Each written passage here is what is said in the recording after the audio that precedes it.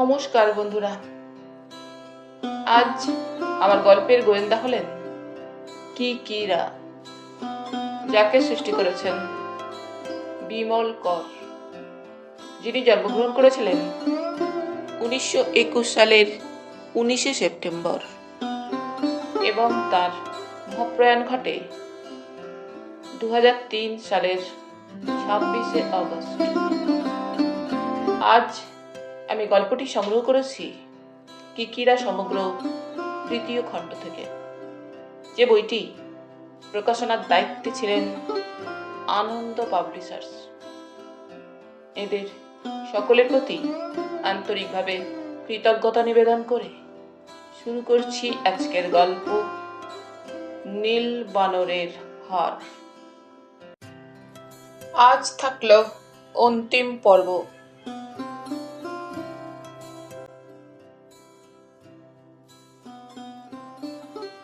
কিকিরা ঠিকই বলেছিলেন। বাসস্ট্যান্ডের কাছে দোকানে বাজারে খোঁজ করতেই রাজা বা রাজীবের খবর পাওয়া গেল। নিজেদের হোটেলেও খবর নিলেন। শুনলেন, হ্যাঁ, একটা নতুন হোটেল খুলেছে, জায়গাটা কাছেই। দীঘায় এখন হোটেল ব্যবসার রমরমা, সে যেমনই হোক। আরে দাদা, একটা বড় ছুটি থাকলে এখানে মেলার মতন ভিড় জমে যায়, তখন মাথা গোঁজার জায়গা পায় না মানুষ। কলকাতার এত কাছে, বাসে মাত্র 5-6 ঘন্টার জার্নি, লোকে আসবে না কেন? বছরেই দীঘা কত পাল্টে গেল, ছড়িয়ে গেল, আরও যাবে। পরের দিন সকালবেলায় চায়ের পাট মিটিয়ে কিকিরারা বেরিয়ে পড়লেন। 20-25 মিনিটও হাঁটতে হলো না, জায়গাটা পাওয়া গেল। কিছু গাছপালা, সরু রাস্তা, তারপরেই টিলার মতন উঁচু একটা স্তূপ। অনেকটা বালিয়ারি মতন দেখতে রাজীবদের হোটেল বাড়ি দেখতে পেলেন কিকিরা। তারাপদ বলল, স্যার, ওইটা বলে মনে হচ্ছে। কিকিরা মাথা নাড়লেন। সামান্য এগিয়ে আরো স্পষ্ট হলো দৃশ্যটা। চন্দন বলল, বাড়ি তো নতুন নয়, সেরকমই মনে হচ্ছে, চলো দেখি। কাছাকাছি আসতেই বোঝা গেল কোনো পুরনো বাড়ি যেন হাত বদলেই রাজীবদের দখলে এসেছে। একতলা বাড়ি, বড়জোর মাঝারি মাপের, আশেপাশে বাগান, এক প্রান্তে ছোট আউট হাউস। বাড়িটায় কাজকর্ম হচ্ছে বোঝা যায়। ইট, বাঁশের খুঁটি, বালি, লোহার ছড়, মাল মশলা চোখে পড়ে। কিকিরা হালকাভাবে বললেন, তারা, আমরা বেড়াতে বেরিয়েছি বুঝলে, কলকাতা পার্টি। এই একটু ঘুরে ফিরে দেখছি, আন্ডারস্ট্যান্ড? No enquiry, nothing. বুঝলাম। সামান্য চড়াই। বেড়ানোর ভঙ্গিতে তিনজনে বাড়িটার সামনে এসে দাঁড়ালেন। দাঁড়িয়ে অবাক। উঁচু এই জায়গাটা যেন সত্যি বালিয়ারি। 20-25 গজ তফাতেই উতরাই, তারপর বালি, গোটাদিক ঝাউ গাছ, মাটি তেমন চোখে পড়ে না। আর সামনেই সমুদ্র, যেন এখান থেকে হাত বাড়িয়েই সমুদ্র ছোঁয়া যায়। অবশ্য ওটা চোখের ভ্রম। সমুদ্র তট অন্তত 100 গজ তফাতে। জায়গাটা সত্যিই সুন্দর, তারিফ করতে হয়। আড়াল থেকে কে যেন বেরিয়ে এলো। বাড়িটার বারান্দার দিকে তাকালেন কিকিরা। রাজা, মানে রাজীব নন্দী। চিনতে অসুবিধে হলো না। টকটকে ফর্সা গায়ের রং, ছিপছিপে গরম, কাটা কাটা মুখ, থুতনির তলায় দাড়ি, ঘন জুলফি, কুচকুচে কালো মাথার চুল কোঁকড়ানো, চোখের মণি ধূসর রঙের। রাজীবের পরনে জিন্সের প্যান্ট, গায়ে ঢিলে ঢলঢলে রঙিন গেঞ্জি সুতুর, পায়ে চুটি, হাতে সিগারেট। নিজেই এগিয়ে এলো রাজীব। দেখলো কিকিরাদের। আপনারা? বেড়াতে বেড়াতে এদিকে চলে এসেছিলাম, কিকিরা বললেন। দেখতে বড় ভালো লাগছিল, তাই উঠে এলাম ওপরে। নরম করে হাসলেন কিকিরা। বেড়াতে এসেছেন? দীঘায় প্রথম নাকি? অনেক আগে একবার। কোথায় থাকেন? কলকাতায়। ও, এটা আপনার বাড়ি? বাহ, বড় সুন্দর। কতটা উঁচুতে বাড়ি, সামনে সমুদ্র, অসাধারণ। আমার বাড়ি নয়, একটা হোটেল তৈরির কাজ হচ্ছে। তাই বলুন, আমরা ভাবছিলাম বাড়িটার মেরামতির কাজ চলছে। হোটেল মানে তো বড় ব্যাপার, অনেক ঘর টর, খাওয়া বসা, অফিস। মাথা নাড়ল রাজীব। না, এখনই অত বড় করার ইচ্ছে নেই। এখানে এখন বড় মাঝারি ভালো মন্দ অনেক হোটেল। আমরা এটাকে গেস্ট হাউস মতন করব। 4-5টা ঘর, অ্যাটাচড বাথ, বারান্দার দিকে বসার লাউঞ্জ। যে আসবে থাকবে 2-4 দিন। খাওয়া দাওয়ার ব্যবস্থা করছি না। সকালে ব্রেকফাস্ট দেওয়া হবে শুধু, বাকি খাওয়া বাইরে। আচ্ছা, তাতে লোকের অসুবিধা হবে না? হওয়ার কথা নয়। এখানে যারা বেড়াতে আসে তারা সকলেই একই হোটেলে খায় না। যার যেমন মর্জি মুখ বদল মিল চার্ট বুঝে খেয়ে বেড়ায়। তবে কেউ বললে আমরা বাইরে থেকে মিল আনিয়ে দেব। কিকিরা কথা বলতে বলতে রাজীব সম্পর্কে একটা ধারণা গড়ে নেওয়ার চেষ্টা করছিলেন। ছেলেটিকে উদ্ধত, রাগী, রুক্ষ বলে তো মনে হচ্ছে না। নন্দবাবুর কথার সঙ্গে যেন মিলছে না ঠিক। রাজীবই বলল, আপনারা একটু ওপাশে সরে দাঁড়ান, রোদ লাগছে মাথায়। এরই মধ্যে রোদ চলে উঠেছে। আপনারা ছাতা টাতা নিয়ে বেরোলেই পারতেন। কিকিরা মৃদু হাসলেন। আবার ছাতা? সামান্য ঘোরাফেরা করে আমরা হোটেলে ফিরে যাব। বিকেলে আরো ঘোরা যাবে, যতটা পারা যায়। বলেই কি যেন মনে পড়ল, তাড়াতাড়ি বললেন, ও ভাই, আপনার নামটি জানা হলো না। পরে কখনো এলে এখানে যদি উঠি। আমার নাম রাজীব নন্দী। আমি কিঙ্কর কিশোর রায়। লোকে ছোট করে বলে কিকিরা। এরা আমার ইয়ং ফ্রেন্ডস, চন্দন আর তারাপদ। কিকিরা পরিচয় করিয়ে দিলেন, বিস্তারিত বললেন না। মিস্ত্রি মজুররা আসতে শুরু করেছিল। তাদের গলা পাওয়া যাচ্ছে।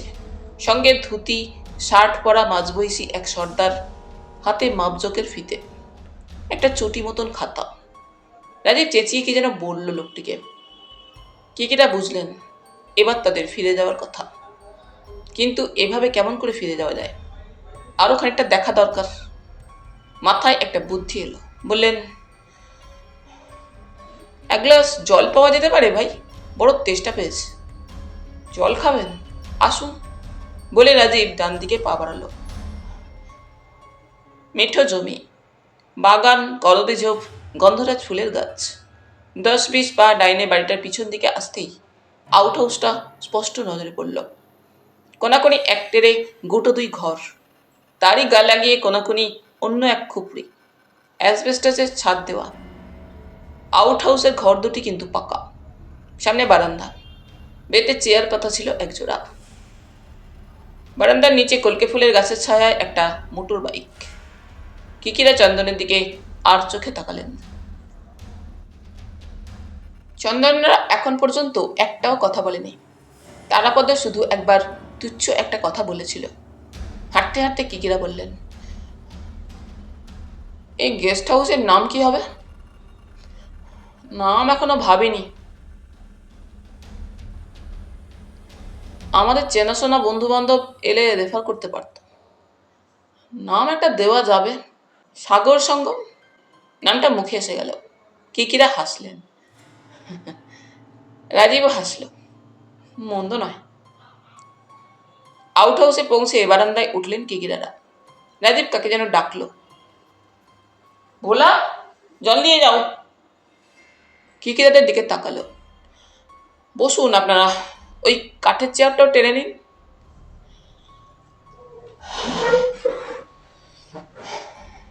পকেট থেকে রুমাল বার করে মুখ গলা মুছলেন কিকিরারা। এখানেই কি আপনি থাকেন? হ্যাঁ, আমরা এখন আউট হাউসেই থাকি। ও বাড়ির কাজ চলছে, থাকার উপায় নেই। ভোলা জল নিয়ে এলো। কলাই করা জলের জগ, কাচের গ্লাস। ও বোধহয় নজর করেছিল 2-3 জন বারান্দায় এসে উঠেছেন। জল খাওয়া হয়ে গেলে কিকিরা বললেন, আমরা তবে আসি। আসবেন? দাঁড়ান, ভোলা বোধহয় চা খাওয়ার ব্যবস্থা করছে। ভোলা, চা হবে? আনছি। ভোলা চলে গেল। চন্দন হঠাৎ বলল রাজীবের দিকে তাকিয়ে, আপনার বাঁ হাত কি ভাঙা? রাজীব নিজের বাঁ হাত দেখল, হাসল। ছেলেবেলায় দুরন্তপনার চিহ্ন। ঘুড়ি ওড়াতে ওড়াতে ছাদ থেকে পড়েছিলাম।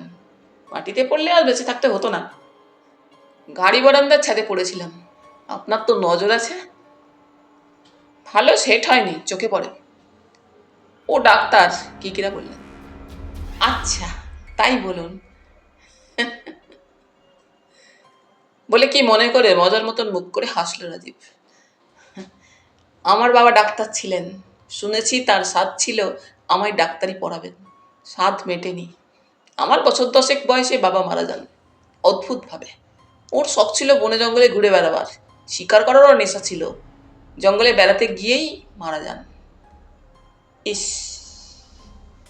স্যাড, কিকিরা বললেন। চুন্তু যেন আমার অ্যাটাক করেছিল? না, একটা পাথরের চাই ওপর থেকে খসে গড়িয়ে পড়ে মাথার পেছন দিকে এসে লেগেছিল। কিকিরা আফসোসের শব্দ করলেন। দুর্ভাগ্য, মানুষ যে কিভাবে মারা যায়।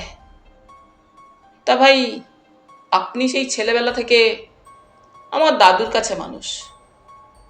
কলকাতায় কোথায় বাড়ি? হাতিবাগান। রাজীব বাড়ির একটা বর্ণনা দিল, নাম বলল রাস্তার। ওটা আমার দাদু, মানে মায়ের বাপের বাড়ি। ওই বাড়িতেই আমি মানুষ, বাবা চলে যাওয়ার পর থেকে। আমাদের নিজেদের বাড়ি সুরিলেন। বাবার ভাই জ্ঞাতি গোষ্ঠীরা সেখানে থাকে, আমরা থাকি না। কিকিরারা চুপ করে থাকলেন। রোদ ঝলসে উঠছে, দমকা বাতাসও এলো। মিস্ত্রি মজুরের গলা। এখান থেকে সমুদ্র দেখা যাচ্ছে না, আড়াল পড়ে গিয়েছে। শব্দ শোনা যাচ্ছিল। ঢেউ যেন এখন অনেক শান্ত। তারপর হঠাৎ বলল, এই বাড়িটা আপনারা কিনেছেন? হ্যাঁ, রাজীব মাথা নাড়ল। 15-20 বছরের পুরনো বাড়ি। কাঁথির এক ভদ্রলোকের বাড়ি। উনি মারা যাওয়ার পর ওর স্ত্রী ভাগলপুরে চলে যান। ছেলে মেয়ে ছিল না। এই বাড়িটা ফাঁকাই পড়ে থাকতো। তখন দীঘায় লোকজনও বেশি আসতো না। আমার পার্টনার যোগাযোগ করে বাড়িটা কিনে নেয়। তাকে তো দেখছি না। না, এখন আমি আছি বলে সে অন্য কাজে ব্যস্ত। খড়গপুরে তার বাড়িতে গিয়েছে। আমরা দুজনে একসঙ্গে এখানে কমই থাকি। ও যখন থাকে কাজকর্ম দেখাশোনা করে এদিককার, আমি কলকাতায় চলে যাই। আবার আমি ফিরে এলে ও চলে যায়। অল্টারনেট ব্যবস্থা। রাজীব হাসল। ততক্ষণে চা এসে গিয়েছে। হাতে হাতে চায়ের কাপ ধরিয়ে দিল ভোলা। বেতের গোল একটা টেবিলও পড়েছিল সামনে। চায়ে চুমুক দিয়ে কিকিরা তারিফ করলেন চায়ের।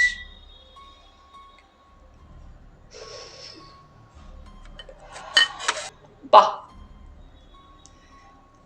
পরে বললেন, আপনাদের এই সাগর সঙ্গম চালু হবে কবে? বলে হাসলেন। রাজীব বলল, আশা করছি জুনের আগেই। আর মাস 2 লাগবে বড়জোর। বর্ষার আগেই তবে, তা ভালো। শুভস্য শীঘ্রম। হাসলেন কিকিরা। আমরাও চলে আসতে পারি। আজ তাহলে চলি ভাই। আপনার সঙ্গে আলাপ হয়ে বড় ভালো লাগলো। চা শেষ করে তিনজনে উঠে পড়লেন। বারান্দা দিয়ে নামার সময় চন্দনের আবার নজর পড়ল মোটর বাইকের দিকে। কিকিরাদের কাছে সে নন্দবাবুর কথা শুনেছে। বাইকের ধাক্কা খেয়েছেন ভদ্রলোক। তার ধারণা ওটা দুর্ঘটনা নয়, তাকে জখম করার চেষ্টা। চন্দন চোখের ইশারায় বাইকটা দেখালো রাজীবকে। আপনি কি মোটর সাইকেল নিয়ে কলকাতা যান? এতটা রাস্তা? না, আমার যাওয়ার ঠিক নেই। কখনো বাসে যাই, কখনো খড়গপুর পর্যন্ত গিয়ে লোকাল ধরি। আবার চেনাশোনা কন্ট্রাক্টরদের জিপ টিপ যাচ্ছে দেখলে তাতেও চলে যাই। কেন বলুন তো? না, এমনি বললাম। চন্দন বলল, এই রাস্তাটায় মাঝে মাঝেই শুনি অ্যাক্সিডেন্ট হয়। এই তো কদিন আগেই কাগজে দেখছিলাম এক ভদ্রলোকের স্ত্রী মেয়ে সবাই হেড অফ কলিশনে মারা গিয়েছেন। ভদ্রলোক নিজেই গাড়ি ড্রাইভ করছিলেন। রাজীব বলল, পড়েছি কাগজে, শুনেছি। বেশিরভাগ অ্যাক্সিডেন্টই হয় কেয়ারলেস ড্রাইভিংয়ের জন্য। ভদ্রলোক শুনলাম নতুন গাড়ি কিনে বেশি বেশি বেপরোয়া হয়ে উঠেছিলেন। Bad luck. কিকিরারা আর দাঁড়ালেন না। মাথার ওপর সূর্য গনগনে হয়ে উঠেছে। বালি তেতে যাচ্ছে ভীষণ।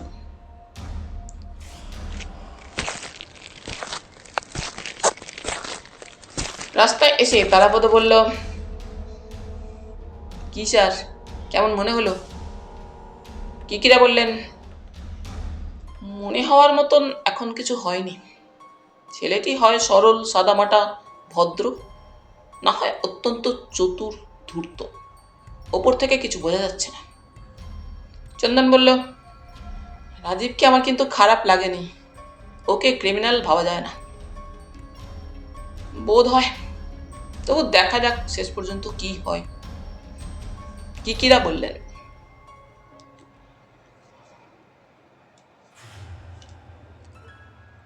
কলকাতায় ফিরে কিকিরা নন্দবাবুর সঙ্গে দেখা করলেন না। করার কোনো প্রয়োজনও আপাতত আছে বলে তার মনে হয়নি। নন্দবাবু জানেনও না কিকিরারা ইতিমধ্যে রাজীবের খোঁজে দীঘা গিয়েছিলেন। কিকিরা চাইছিলেন একবার হাতিবাগানের বিশ্বাসবাড়ির ছোট কর্তা বৃদ্ধ সুবর্ণকান্তির সঙ্গে দেখা করতে, কিন্তু সেটা কেমন করে সম্ভব? কিকিরার পরিচিত এমন কেউ নেই যাকে সঙ্গে নিয়ে বা যার সুপারিশে ছোটবাবুর সঙ্গে দেখা করতে পারেন। তারাপদ আর চন্দনকেও তিনি বলে রেখেছিলেন, একটু খোঁজে থাকো, যদি কাউকে পেয়ে যাও। ও পাড়ার লোক বিশ্বাস ফ্যামিলিকে চেনে, আমাদের একবার ও বাড়ির সদরে ঢুকিয়ে দেবে। তারাপদরাও এরকম কোনো বন্ধু বান্ধব চেনা জানা লোক পাচ্ছিল না। দিন চারেক এইভাবেই কেটে গেল। কাজের কাজ কিছুই হলো না। সেদিন কিকিরার বাড়িতে বসে কথা বলতে বলতে তারাপদ বলল, স্যার, নন্দবাবুর মামলা নিয়ে আর মাথা ঘামাবেন না, ছেড়ে দিন। তুচ্ছ ব্যাপার ওটা। আপনার মতন বুদ্ধিমান লোকের ওখানে নাক গলানো পোষাচ্ছে না। কিকিরা একটা পুরানো ডায়েরি বুকের পাতা উল্টাচ্ছিলেন। মুখ না তুলেই বললেন, না হয় দিলাম, কিন্তু কেন বলবে তো? সত্যি কথা বলতে কি স্যার, আমি আর চালু মনে করি না রাজা বা রাজীব গুন্ডা মস্তান গোছের ছেলে। তাকে দেখলে কেউ কথা বলবে না।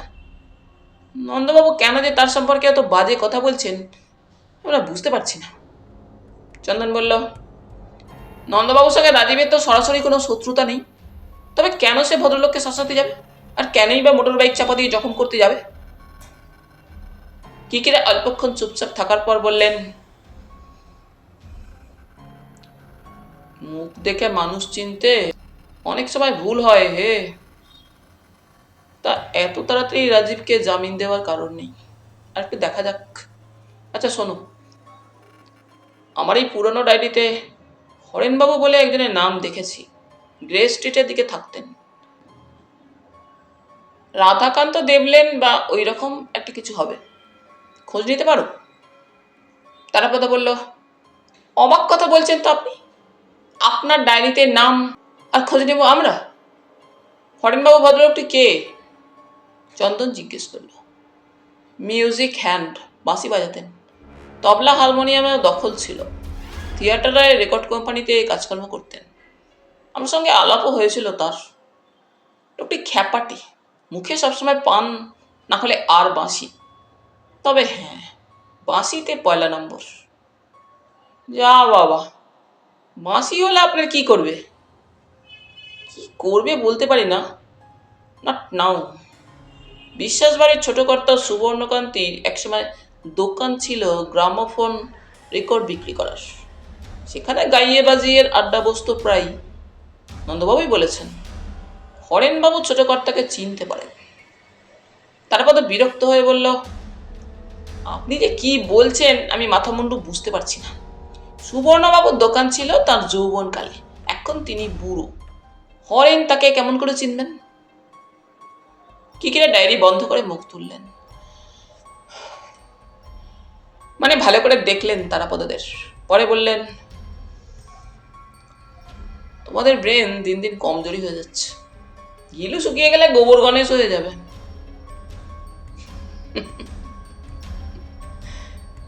বলে কিকিরা হাসলেন। তারপর দাঁড়িয়ে পড়ে হাত মাথার উপর তুললেন, আলস্য ভাঙলেন।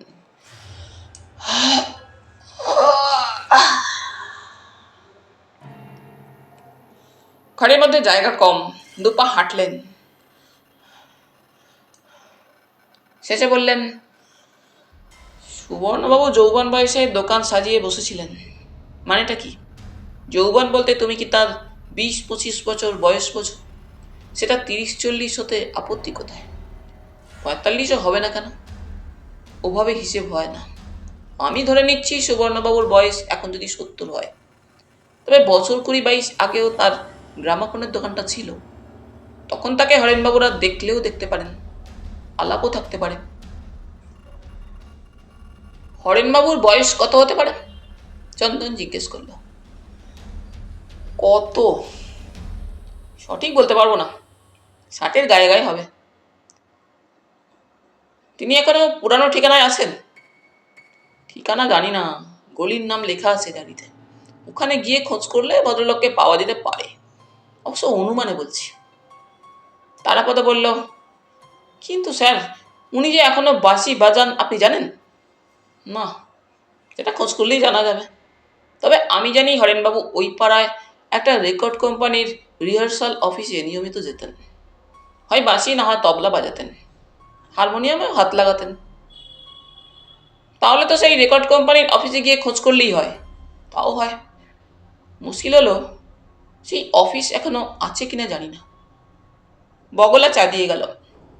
গরমে সর্দি জ্বরে ভুগছে সবে, মুখ শুকনো, কাহিল কাহিল লাগছিল। চন্দনের ডাক্তারিতে বগলা আপাতত নিজেকে সামলে নিলেও গায়ে গতরে খানিকটা নির্জীব হয়ে রয়েছে। চা খেতে খেতে তারাপদ বলল,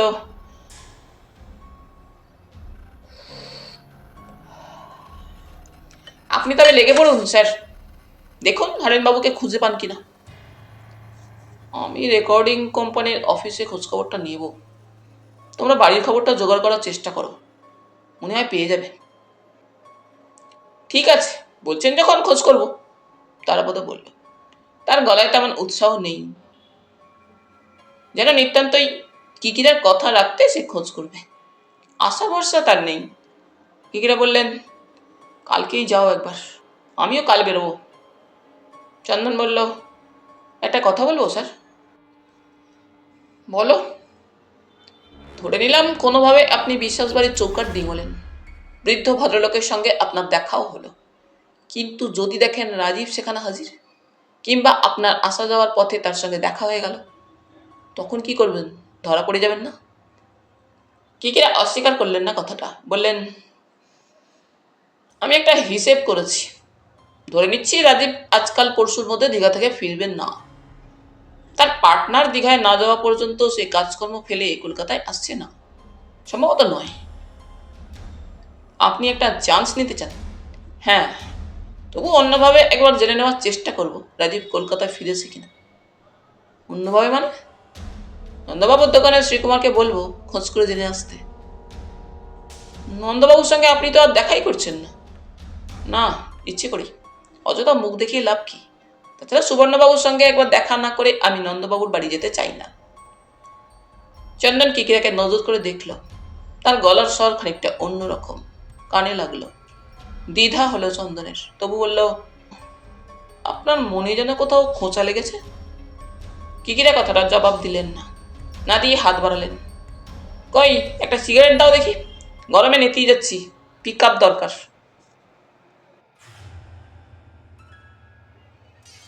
পরনে চেক কাটা লুঙ্গি, গায়ে ঢিলে ঢালা ফতুয়া, মাথার কাঁচা পাকা চুল ফুলে ফেঁপে ঝুঁটির মতন দেখায়। মনে হয় না ভদ্রলোক সেলুন বা নাপিতের পরোয়া করেন। মুখে অবশ্য দাড়ি নেই, পাতলা গোঁফ আছে, পাকা। পুরনো কলকাতার গলি, মোটামুটি চওড়াই বলতে হবে। টেম্পো ছোট ট্রাক ঢুকে পড়তে পারে অনায়াসেই। গায়ে গায়ে বাড়ি, খানিকটা স্যাঁতস্যাঁতে চেহারায় দাঁড়িয়ে আছে। এ বাড়ি ও বাড়ির সামনে রোয়াক। এক জায়গায় জনকয়েক ছেলে বসে আড্ডা দিচ্ছিল। কিকিরা আর তারাপদ সদর পেরোতেই হরেনবাবুর গলা পেলেন। বাঁদিকের ঘরের দরজা খুলেই বসেছিলেন হরেনবাবু। এই যে দেবু মাস্টার, আসুন, আমি ঘড়ি ধরে বসে আছি। কিকিরা ভেতরে এলেন, পেছনে তারাপদ। মজার গলায় কিকিরা বললেন, আমার নামটা কেন বলেননি দেখছি? বলে তারাপদের দিকে তাকালেন, বললেন, হরেন্দা আমার জাদুকর পেশাটাকে যদু মাস্টারে পাল্টে দিয়েছিলেন, এখনো ওর সেটা মনে আছে, ভাবিনি। হরেনবাবু হাসছিলেন। বসুন বসুন, আগে বসা হোক তারপর কথা। ঘরের মধ্যে একটা চওড়া তক্তপোষের উপর ফরস পাতা, চাদরটা ময়লা হয়ে গিয়েছে। জানলার দিকে একটা মাত্র কাঠের চেয়ার, দেয়াল জুড়ে নানান ছবি, বাঁধানো ফটোগ্রাফ, কোনোটা গ্রুপ ফটো, কোনোটা একলা হরেনবাবু, একপাশে সরস্বতীর পট, দেয়াল তাকে এটা ওটা সাজানো, ফরাসের এক কোণে একটা হারমোনিয়াম, পাশে ডুগি তবলা। ঘরের মধ্যে গান চলছিল। আলো জ্বালানোর সময় হয়ে এসেছে দেখে আলো জ্বালিয়ে দিলেন হরেনবাবু। কিকিরারা ফরাসের ওপর বসলেন। কেমন আছেন দাদা? আছি, পুরনো হলে বাঁশেও ঘুম ধরে, আমারও ধরেছে। অসুখ বিসুখ? তা ঠাকুরের দয়ায় হাঁপানিটা 12 মাসে 13 পার্বণের মতোই লেগে আছে। ব্লাড প্রেশারটাও চড়া, কি আর করা যাবে ভাই। গিন্নি শটকান দিল, আমি বলতাম, ওগো তেজ দেখিও না, ড্যাংডেঙে চলে যাব আগে আমি, তুমি থাকবে পড়ে। তো সেই আগে চলে গেল। এখন আমি পড়ে আছি, সংসার বলতে ছেলে বৌমা আর এক নাতি, দিন কেটে যাচ্ছে। কিকিরার কষ্টই হলো। হরেন্দা বরাবরই রসিক মানুষ ছিলেন, মুখে হাসি লেগেই থাকতো। সামান্য চুপ করে থেকে বললেন, বাজনা টাজনা ছেড়ে দিয়েছেন নাকি? 14 আনা, 80 আর ছুঁই না। দম কোথায় কল যেতে, হাঁপানি রুগী। তবে একেবারে বসে থাকি কেমন করে? 2-5টা ছাত্র আছে, তারা সপ্তাহে 2-3 দিন আসে, এখানে বসে বাজায় টাজায়, শুধরে দিই। কিকিরা ফরসের উপর পড়ে থাকা হারমোনিয়াম, ডুগি তবলার ব্যাপারটা বুঝতে পারলেন। আমার কথা হলো, আপনার কথাটা বলুন তো দুদু মাস্টার। ওই ছেলেটি পরশুদিন আমার বাড়ি খুঁজতে খুঁজতে এখানে এসে হাজির, বলে তারাপদকে দেখালেন হরেনবাবু। আপনার কথা বলল, প্রথমটায় থমকে গিয়েছিলাম, ধরতে পারলাম ঠিকই যখন বলল আপনি ম্যাজিশিয়ান ছিলেন এক সময়। তবে অবাক হলাম এই ভেবে যে এতকাল পরে আপনি আমার খোঁজ করে দেখা করতে চান। কিকিরা বললেন, আমি আপনাদের সেই রেকর্ড কোম্পানির অফিসের খোঁজেও গিয়েছিলাম, শুনলাম উঠে গিয়েছে। সে তো কবেই। আমার পুরানো ডায়েরি খাতায় আপনার নাম পেলাম, গলির নাম, ঠিকানা, মানে বাড়ির নম্বরটা লেখা ছিল না। তারপর তোকে খোঁজ করতে পাঠিয়েছিলাম। আমরা আর কোথায় যাব ভাই, দুপুরুষের বাড়ি, ইট কাঠের চেহারা দেখেই বুঝতে পারছেন। যাকে এবার আসল কথাটা শুনি। আমায় হঠাৎ মনে পড়লো কেন? নানান, আগে একটু চায়ের কথা বলে নি, বলে হরেনবাবু ভেতরে দরজার ওপারে গিয়ে হাঁক পারলেন। বৌমা, নিচে লোক এসেছেন, 2-3 জনের চা পাঠাও। ফিরে এসে বসলেন আবার। পানের ডিবে থেকে পান বার করে মুখে দিলেন। কিকিরা সরাসরি বললেন, আপনি হাতিবাগানের বিশ্বাস বাড়ির ছোট কর্তা সুবর্ণকান্তিকে চেনেন? কে? সোনা বাবু? চিনব না কেন, বিলক্ষণ চিনি, ওকে আমরা সোনাবাবু বলতাম। ভদ্রলোকের দোকান ছিল এক সময়, গ্রামোফোন রেকর্ড বিক্রি হতো। আরে হ্যাঁ, ওই তো যতীন্দ্রমোহন অ্যাভিনিউতে বিশ্বাস মিউজিক্যাল হাউস। বাহারি দোকান ভায়া, অন্য 5টা দোকানের মতন একেবারেই নয়। দিব্যি বড় ঘর, কাঠের ঠেলা দরজা, দোকানের এক পাশে রেকর্ড, গ্রামোফোন মেশিন টেশিন বিক্রি হতো, অন্য পাশে পার্টিশনের এপাশে সোফা সেট, চেয়ার, গালচে। সেখানে জমাট আড্ডা বসতো গাইয়ে বাজির, চা পান চুরুট চলত, মাঝে মাঝে খাবার দাবারও আসতো, হইচই হাসি তামাশা। আড্ডার দোকান? তা বলতে পারেন। সোনাবাবুর যে একটা রেকর্ড কোম্পানি ছিল, বেঙ্গল মিউজিক্যাল রেকর্ডস, বেশি না হলেও কিছু রেকর্ড বার করেছিলেন। গাইয়ে বাজিয়ে এদের আসা যাওয়া তো থাকবেই। দোকান উঠে গেল কেন? হরেনবাবু হাসলেন। ব্যবসা চালাবার মানুষ সোনাবাবু ছিলেন না, আয়ের চেয়ে ব্যয় বেশি, খরচার খাতা ভারী হতে হতে গণেশ উল্টে গেল। তারপর আর উনি কিছু করেননি? আমার জানা নেই ভায়া। করেছেন বললে বলতে হয় শরিকি মামলা মোকদ্দমা আইন আদালত, আগেও করেছেন পরেও করেছেন, কাঁড়ি কাঁড়ি টাকা উকিল ব্যারিস্টারের পকেটে ঢেলে এসেছেন। আর বোঝেনি তো, বড় বড় বাড়ি দেওয়ানি মামলা, এক যুগেও শেষ হয় না। সোনাবাবুর জীবনটা এইভাবেই কেটে গেল। খেয়ালি মানুষ, আগু পিছু না ভেবে ঝাঁপিয়ে পড়েন, শেষে মাছ পুকুরে গিয়ে গলা ডুবে যায়, হাঁসফাঁস করেন। কিন্তু যদু মাস্টার, আপনি হঠাৎ সোনাবাবুর খোঁজ নিচ্ছেন কেন? ওপর থেকে ততক্ষণে একটি কম বয়সী মেয়ে এসে চা, মিষ্টি, কাটা ফল দিয়ে গিয়েছে। হরেনবাবু হাত বাড়িয়ে তুলে নিতে বললেন কিকিরাদের। খোঁজ নেওয়ার দরকার পড়েছে দাদা, বলবো আপনাকে, কিকিরা বললেন। তার আগে আরও দু একটা কথা জেনে নি। আপনি ওকে শেষ কবে দেখেছেন? শেষ শেষ দেখেছি বছর 2 আগে। আমি নিজেই আজকাল তেমন একটা বেরোই না বাইরে। উনি ডেকে পাঠিয়েছিলেন, গিয়েছিলাম। ডেকে পাঠিয়েছিলেন কেন? এই তো মুশকিলে ফেললেন যদু মাস্টার। সব কথা কি বলা যায়? উচিত নয়। সিক্রেট। তাহলে বলবেন না? বলেই ফেলি, অনেকদিন হয়ে গেল, ক্ষতি কিছু হবে না। আমার এক ভাইয়ের জুয়েলারির ব্যবসা আছে, সোনাবাবুর জানা ছিল। ওর তখন টাকার দরকার, ভীষণ জরুরি। পেনেটির বাগান ক্রোক হয়ে যাচ্ছে, আদালতে খাঁড়া মাথার ওপর। সোনাবাবু একটা নেকলেস বিক্রি করবেন, জড়োয়াট নেকলেস, হিরে আছে একজোড়া, মুক্ত পান্না। বাজারে গিয়ে নেকলেস ফেলে দেবেন সোনাবাবু। তাই কি হয়? তার উপর দাও মারার লোকের অভাব নেই। কেউ ঠেকায় পড়লে তাকে ঠকাবার লোকের অভাব হয় না। সোনাবাবু অতটা ঠকতে রাজি নন, আবার লোকের চোখের আড়ালে বেচতে হবে। আমায় তাই ডেকে পাঠিয়েছিলেন। কিকিরা একবার তারাপদের দিকে তাকালেন। তারাপদ ফলের টুকরো তুলে মুখে দিয়েছে ততক্ষণে। অবস্থা তাহলে খুবই খারাপ বলুন, কিকিরা বললেন। অবস্থা কি বলবো ভাই যদু মাস্টার, বাড়িতে ঢুকলে মনে হয় না এই সেই বিশ্বাস বাড়ি, যেখানে 150 বছর ধরে দোল দুর্গোৎসব হয়েছে রমরম করে। বাড়ির 3টে ভাগ, 3 শরিকের, সব শরিকেরই একই অবস্থা, 19-20 তফাৎ। সোনাবাবুর বাড়িতে আগেও গিয়েছি, অমন দশা চোখে পড়েনি। হরদোর মেঝে, ছাদ, দরজা, জানালা, সব দিকে তাকাও, ভূতের বাড়ির মতন পোড়ো আর ময়লায় ভর্তি। দেখলে কষ্ট হয়। কিকিরা বললেন, শুনলাম ওর নাকি এখন এমন অবস্থা যে বাড়ির যেখানে যা আছে বিক্রি করে দিয়ে সংসার চালান। আমারও কানে গিয়েছে কথাটা।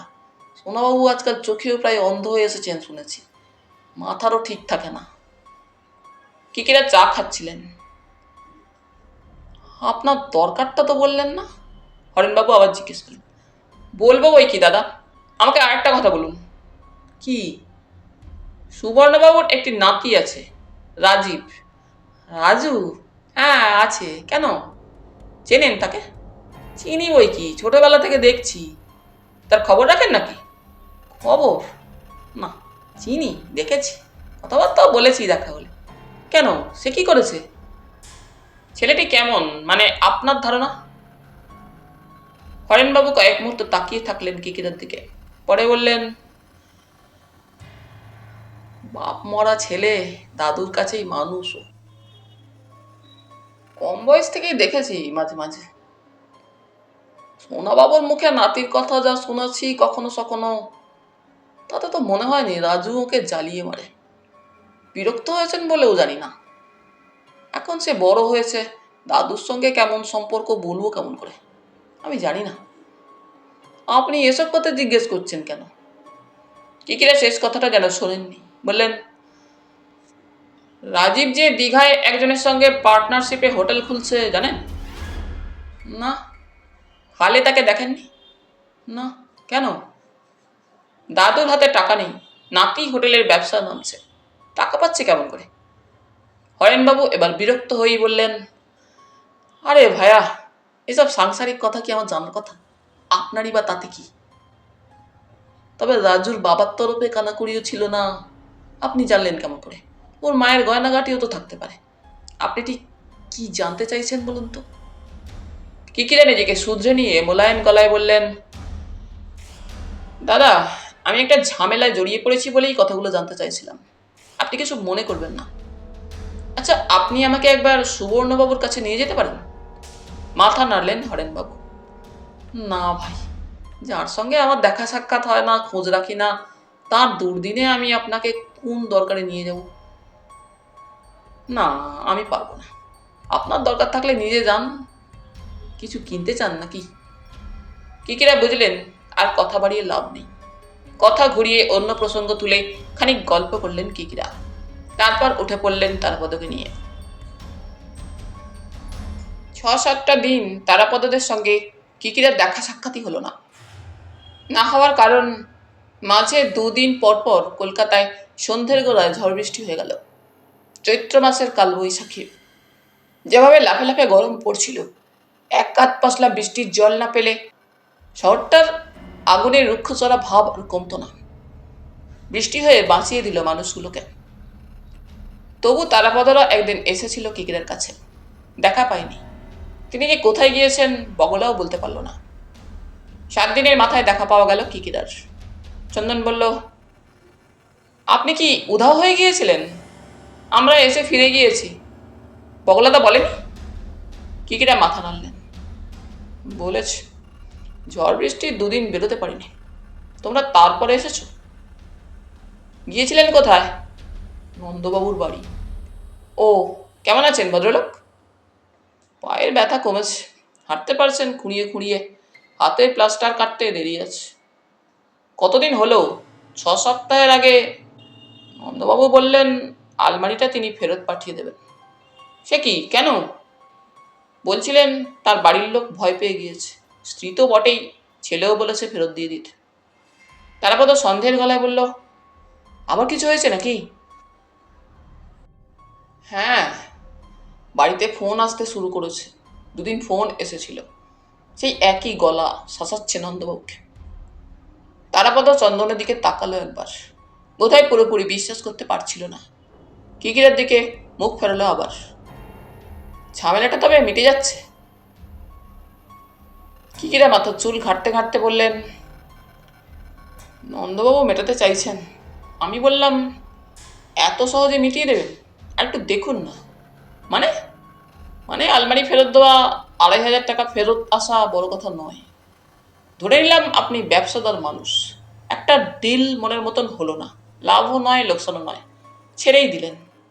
কিন্তু আপনার কি মনে হয় না, কি আছে ওই আলমারির মধ্যে যার জন্য আপনার কেনা জিনিস জোর করে ভয় দেখিয়ে আপনার কাছ থেকে ফেরত নেবে ওরা? চন্দন বলল ইতস্তত করে, কি কি বললেন নন্দবাবু?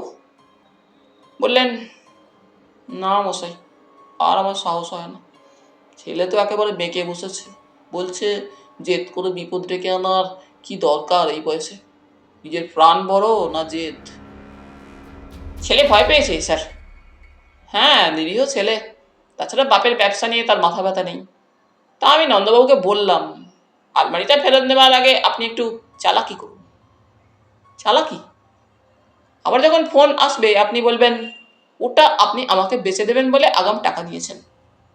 কথা ছিল মাসখানেক পরে আলমারির খুচখাচ মেরামতি সেরে রং পালিশ করে আমায় ডেলিভারি দেবেন। এখন কথার খেলাপ করে কেমন করে আলমারিটা ফেরত পাঠান? অন্তত আমার সঙ্গে কথা না বলে তা করা সম্ভব নয়। তারা বোধ অবাক হয়ে বলল, আপনি স্যার ওই আলমারিটা কিনছেন? কিনছি না, কেনার ভান করছি। ফলস দিচ্ছেন? তাই দিচ্ছি, কিকিরা নির্বেকার গলায় বললেন। আমি নন্দবাবুকে বলেছি, আপনার হাতে প্লাস্টার, পা নাড়াতে এখন আর অসুবিধা হয় না। কাল পরশু আপনি রিক্সা চেপে দোকানে আসুন, আমিও থাকবো। দোকানে গিয়ে আপনি কর্মচারীদের বলবেন আলমারিটার কাজে হাত লাগাতে। অন্তত সাফসুফ করুক, মেরামতির কোথায় কি আছে খুঁজে বার করুক। আমিও দোকানে গিয়ে হাজির হব। কাস্টমার হিসাবে? চন্দন বলল, আগে গিয়েছি পুরনো বন্ধু হিসাবে। মাইন্ড দ্যাট, আমি সেদিনও আলমারি দেখেছি, কর্মচারীরা নিজের চোখে দেখেছে। আমি নন্দবাবুর সঙ্গে কথাও বলেছি, আবার আলমারিও দেখছিলাম। এমন তো হতেই পারে ওটা আমার পছন্দ হয়ে গিয়েছিল, পরে আমি কেনার কথা ভেবেছি। চন্দন বলল, আপনি নন্দবাবুর বাড়িতেও গিয়েছেন। দোকানের কর্মচারী শ্রীকুমার এসে আপনাকে খবর দিয়ে গিয়েছে ও বাড়ি যাওয়ার জন্য। তাতে ব্যাপারটা পোক্তই হয়েছে চাঁদু। নন্দবাবু হাত পা জখম করে বাড়িতে পড়ে আছেন। আমি তাকে দেখতে গিয়েছি। তার মানে এই নয় যে আমাদের মধ্যে কেনাকাটার কথা আগে হয়নি বা পরে হবে না, বরং উটকো অ্যাক্সিডেন্টে পড়ে তিনি হয়তো বলতে পারেন আলমারিটা ডেলিভারি দিতে আরও কিছু সময় লাগবে। তারাপদ ধোঁকা খেয়ে প্রায় বোবা হয়েছিল এতক্ষণ। এবার বলল, স্যার, আপনাদের দুজনের মধ্যে আলমারিটা বেচা কেনার কথা হয়েছে, অন্য কেউ জানবে না? দোকানের কর্মচারীরাও নয়? না জানতেও পারে। নন্দবাবু আর আমার মধ্যে আড়ালে কোন কথা হচ্ছে কর্মচারীদের জানবার দরকার কোথায়? তারাপদ চন্দনের মুখের দিকে তাকিয়ে থাকলো, যেন বলতে চাইছিল, তুই কিছু বুঝছিস? চন্দন কি যেন ভাবছিল, অন্যমনস্ক। সিগারেট ধরালো, কিকিরের দিকে তাকিয়ে বলল, আপনার উদ্দেশ্য কি? আপনি কি মনে করছেন এইভাবে রাজীবকে আপনি সামনাসামনি দাঁড় করাতে পারবেন? এছাড়া অন্য কোনো চাল আমার মাথায় এলো না, কিকিরা বললেন। রাজীবকে আমরা দেখেছি, কিন্তু সে অন্যভাবে। তার খোঁজ খবর করতে গিয়েছিলাম। নন্দবাবু বললেন, আর আমি মেনে নেব তার কথা। তাই কি হয়? ওরও তো কোনো মতলব থাকতে পারে। রাজীব ব্যাপারটা যদি মন গড়া হয়, যদি দুজনের মধ্যে এমন একটা চুক্তি হয়, রাজীব একদিন দোকানে ঢুকে যাত্রা থিয়েটার করবে, তারপর হুট করে দোকানে আগুন লাগিয়ে দিলাম নিজেরাই, আর আগুনে পুড়ে দোকান ছাই হয়ে ইন্স্যুরেন্সের লাখ 2-3 টাকা হাতে আসবে। বলেন কি স্যার? এসব আকছার হয়, ম্যানেজ করতে পারলে তুমি ধরা পড়বে না। তারা বাবু, লাখ 2-2.5 টাকা এলো ইন্স্যুর থেকে। তারপর ধরো তুমি আর দোকান নিয়ে মাথা ঘামালে না, না ঘামিয়ে জায়গাটা অন্য পার্টিকে বেচে দিলে। এসব জায়গায় দোকান ঘর পেতে হলে এখন 1050 গুঁজে দিতে হয় হাতে, ব্ল্যাক মানি। নন্দবাবু যে এমন দাও মারতে চাইছেন না, বুঝবো কেমন করে? দোকানের অবস্থা তো এমনি টিমটিমে, ছেলের কোনো আগ্রহ নেই দোকানে। এই অবস্থায় কথা শেষ করতে পারলেন না কিকিরা। চন্দন অবাক গলায় বলল, আপনি বলছেন কি? আপনার মাথায় এত রকম প্যাঁচ ঘোরে? অবাক করলেন স্যার। ভেতরে ভেতরে আপনি অনেক এগিয়েছেন তো। কিকিরা হাসলেন। প্যাঁচ নয়, প্যাঁচালো গিটের মুখ খোলার চেষ্টা। সবই যদি যদি লেগে যায়। তারাপদ বলল, আচ্ছা, একটা কথা ভেবেছেন? কি? নন্দবাবু চালাকি করে আপনাকে মাঝখানে খাড়া করে দিলেন আপনারই কথা মতন, কিন্তু এমন কি গ্যারান্টি আছে যে রাজীব তা বিশ্বাস করবে? আর যদি বা করে, সে বলতে পারে নন্দবাবু কার কাছ থেকে অ্যাডভান্স টাকা নিয়েছেন তা দেখার তার দরকার নেই। সে শুধু চায় আলমারিটা তাদের বাড়িতে ফেরত দিয়ে আসা হোক। কিকিরা মাথা হেলিয়ে বললেন, বলতেই পারে, তবে নন্দবাবু একটু শক্ত হয়ে থাকলে রাজীব সুবিধা করতে পারবে না। যে জিনিস আমায় বিক্রি করবো বলে তুমি আগাম টাকা নিয়েছো, আমায় না জানিয়ে, কথা না বলে সেই জিনিস তুমি অন্য কাউকে দিয়ে দিতে পারো না। আইনে আটকাবে, উকিল দিয়ে মামলা ঠুকে দেবো। কার সাধ্য তুমি জিনিস সরাবে? চন্দন চমৎকৃত হয়ে তারিফ করার গলায় বলল, দারুণ, একটা ভালোই চেলেছেন বলে মনে হচ্ছে। তবে সত্যি তো আপনি টাকা দিয়ে ওটা বুক করেননি। আরে, টাকা দিয়েছি কি দিইনি বুঝবো, সেটা আমি আর নন্দবাবু বুঝবো। হাতে নাতে না দিলাম, মুখে দিয়েছি। সামান্য অপেক্ষা করে তারাপদ বলল, স্যার, আপনি ভাবছেন এরপর রাজীব আপনার সঙ্গে দেখা করতে চাইবে? আশা করছি, অন্তত যোগাযোগ করতে পারে। বেশ, যোগাযোগ করলেই তো আপনাকে চিনে ফেলবে। আমার উদ্দেশ্য তো সেই রকমই। রাজীবকে নন্দবাবু আমার ঠিকানা দিয়ে দেবেন, তবে পুরো নাম দেবেন না, শর্ট করে বলবেন কে কে রায়। ঠিকানা সঠিক দেবেন। রাজীব নাম ঠিকানা পেয়ে সটন আমার সঙ্গে দেখা করতে আসতে পারে। যদি চায়, নন্দবাবু শ্রীকুমারকে সঙ্গে দিয়ে রাজীবকে আমার কাছে পাঠাতে পারেন। তারাপদা উঠে পড়ে জানালার কাছে গিয়ে দাঁড়ালো। গরমের তাপ খানিকটা কমলেও গুমট কাটছিল না। রুমালে মুখ হাত মুছে নিল তারাপদ। সন্ধে পেরিয়ে রাত হয়ে এলো। তারাপদেই হঠাৎ বলল, শেষমেশ তাহলে ব্যাপারটা দাঁড়াচ্ছে আপনি এখন রাজীবের সঙ্গে দেখা হওয়ার ভরসায় রয়েছেন। কিকিরা গলা তুলে বগলাকে ডাকলেন। জল দিয়ে যেতে বললেন তাকে। হঠাৎ হাই তুললেন।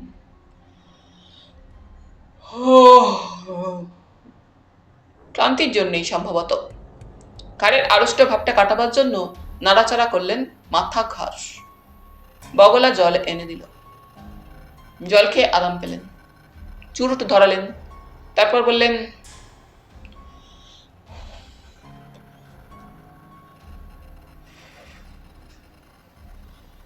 আমার যা মনে হয় বলছি, মন দিয়ে শোন। বিশ্বাস বাড়ির ছোট কর্তা সুবর্ণবাবুর সঙ্গে আমি দেখা করতে পারিনি। হরেনবাবু আমায় ও বাড়িতে নিয়ে যেতে রাজি হননি। আমি তার কোনো দোষ ধরছি না। সত্যি সত্যি এভাবে হুট করে কাউকে সেখানে নিয়ে যাওয়া যায় না, উচিত নয়। বুড়ো মানুষটির দুর্দিনে তার কাছে নিয়ে গেলে সেটা হয়তো খারাপ দেখাতো, তবে তাতে আমার লোকসান হয়নি। হরেনবাবুর কাছ থেকে সুবর্ণবাবুর সম্পর্কে যা জানার আমি জেনেছি। কি জেনেছেন? ভদ্রলোকের এখন চরম দুরবস্থা। স্থাবর অস্থাবর যেখানে যা আছে বেচে বুঝে দিন কাটাতে হচ্ছে। ওর এমন অবস্থা নেই যে নাতিকে টাকা দেবেন হোটেল খোলার জন্য। রাজীব হোটেলের ব্যবসায় নেমেছে দীঘায় গিয়ে, এটা তিনি জানেন, কিন্তু তাকে আর্থিকভাবে সাহায্য তিনি করতে পারেননি, করা সম্ভবই নয়। রাজীবের হাতে টাকা এলো কেমন করে? হরেনবাবুর ধারণাই বোধহয় ঠিক। রাজীব নিশ্চয়ই তার বাবা গচ্ছিত কিছু পেয়েছে। মায়ের গয়নাগাটিও বেচে দিতে পারে টাকার জন্য, না হয় কোথাও থেকে ধার খরচ করেছে। এছাড়া আর কি বলবো? না হলে বলতে হয় রাজীব টাকা পয়সা ঢালেনি, ওয়ার্কিং পার্টনার হিসেবে কাজ করছে। তা সে যাই হোক, ও নিয়ে মাথা ঘামিয়ে আমাদের লাভ নেই। বেশ, তাহলে আলমারিটাই আসল তারাবাবু। দাদু বেচে দিল, নাতি সেটা বেচতে দেবে না কেন? আগে কত কি না দাদু বেচে দিয়েছেন, আসবাবপত্র। রাজীব ফেরত পাওয়ার জন্য হন্যে হয়ে উঠেছে। না, কিছুতেই নয়। যদি হতো সুবর্ণবাবু বিনা দ্বিধায় আলমারি বেচতেন না। এ তো এক পাজল স্যার। একটা কাঠের আলমারি যত পুরনোই হোক, তার সঙ্গে এমন কি মিস্ট্রি জড়িয়ে থাকতে পারে যে তা নিয়ে এত কাণ্ড হবে? কিকিরা চুরুটটা রেখে দিলেন। আগুন নিভে গিয়েছে। গলা পরিষ্কার করলেন, বললেন,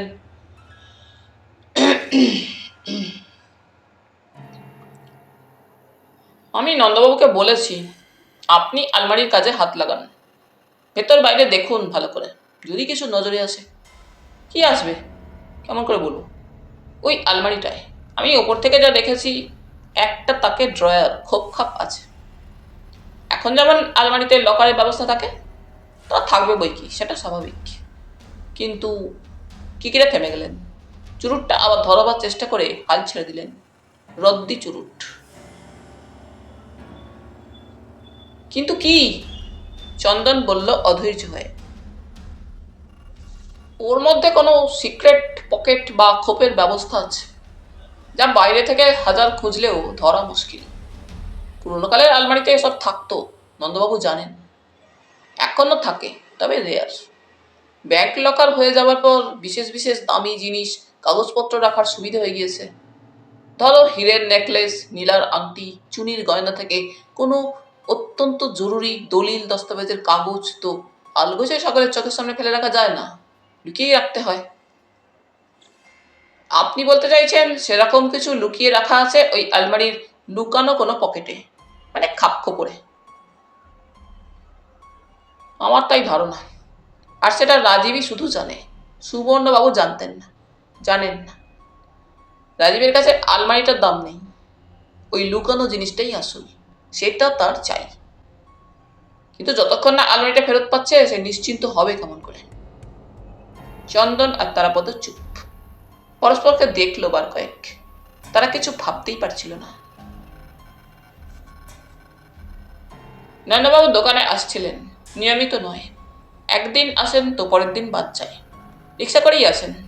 প্লাস্টার করা ভাঙা হাত বুকের কাছে ঝোলানো থাকে। আসেন, বসেন। কর্মচারীরা আলমারি পরিষ্কারের কাজ শুরু করলো। নন্দবাবু চোখ রাখেন, আবার মাঝে মাঝে অন্যমনস্কভাবে বাইরের দিকে তাকান। রাস্তার লোক দোকানের কাছাকাছি চলে এলেই তার উদ্বেগ বেড়ে যায়।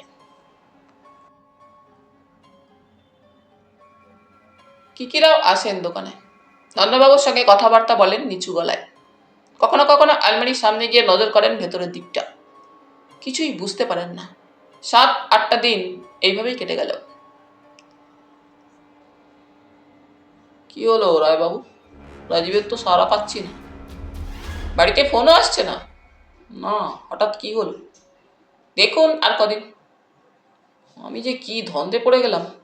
বাড়িতে ওদের আর তর্স হয়েছে না, বলছে ফেরত দিয়ে দাও, বিদায় করো আপদ। কটা টাকা যদি গচ্চা যায় যাক, প্রাণ আগে। কিকিরা বললেন, দেবেন বই কি, নিশ্চয়ই দেবেন, তবে সবুর করুন না 8-10টা দিন। কথায় বলে সবুরে মেওয়া ফলে, ফলার নামগন্ধও দেখছি না, তবু দেখি। মেওয়া ফলতে ফলতে আরো 3-4 দিন কাটলো। তারপর যা ঘটলো সেটা নাটকীয় বললেও হয়। কিকিরের বাড়িতে বসে গল্পগুজব হচ্ছিল। কিকিরা আর তারাপদ কথা বলছিলেন। সন্ধে হয়ে এসেছে, বাতি জ্বালা হলো এইমাত্র। চন্দনের আসার কথা, এসে পৌঁছায়নি এখনো। তারাপদ তাদের হোটেলের মজুমদার সাহেবের ঘরে বসে সেদিন একটা চমৎকার প্রোগ্রাম দেখেছে টিভিতে। তাও পুরো দেখা হয়নি, কারণ সে যখন মজুমদার সাহেবের ঘরে যায় তখন প্রোগ্রামের অর্ধেকটা হয়ে গিয়েছে। বিবিসি থেকে দেখাচ্ছিল প্রোগ্রামটা, হিস্ট্রি অফ ম্যাজিক পার্ট 2। বুঝলেন কিকিরা, দারুণ একটা জিনিস দেখলাম, তারাপদ বলল। স্টেজের ওপর একদিকে ম্যাজিশিয়ান, অদ্ভুত তার ড্রেস, মাথায় হেলমেট, কান গলা পর্যন্ত ঢাকা, চোখে গগলস, পরনে কুস্তিগির টাইপের পোশাক। ম্যাজিশিয়ান দাঁড়িয়ে আছে দুহাত বুকের কাছে। স্টেজের অন্য সাইড থেকে একজন পিস্তল ধরনের ফায়ার আর্মস থেকে নিশানা করে ম্যাজিশিয়ানের মুখে গুলি ছুড়ল। তারপর দেখি গুলিটা ম্যাজিশিয়ানের মুখে দাঁত দিয়ে কামড়ে ধরা রয়েছে। কি থ্রিলিং, ভয় লাগে। এই খেলা অনেকেই দেখাতো, সামান্য হেরফের করে। শেষে একজন চাইনিজ ম্যাজিশিয়ান, জানি, খেলা দেখাতে গিয়ে মারা যায়। অনেকে বলে ওটা সুইসাইড। খেলাটা তারপর থেকে আইন করে বন্ধ করে দেওয়ার কথা হয়েছিল, এখনো দেখানো হয় বলে শুনিনি। তারপর বলল, যাই বলুন, খেলাটা দেখতে বেশ ভয় করে, তবু তো সামনাসামনি দেখছি না। এমন সময় বগলা এলো। দেখা করতে এসেছেন একজন, নিয়ে এসো। মুহূর্ত কয়েক পরে যে এলো তাকে দেখে কিকিরা অবাক। রাজীব। তারাপদ তাকিয়ে থাকলো। রাজীব কিছু বলার আগে কিকিরা নিজের জায়গা ছেড়ে উঠে দাঁড়ালেন। খাতিরের গলা করে বললেন, আরে আপনি? রাজীব কোনো জবাব দিল না। প্রথমে কিকিরাকে দেখলো লক্ষ্য করে, পরে তারাপদকে, শেষে ঘরটাও নজর করে দেখে নিল। কিকিরা আবার বললেন, দাঁড়িয়ে কেন, বসুন না। রাজীব বসলো তারাপদর পাশের চেয়ারে।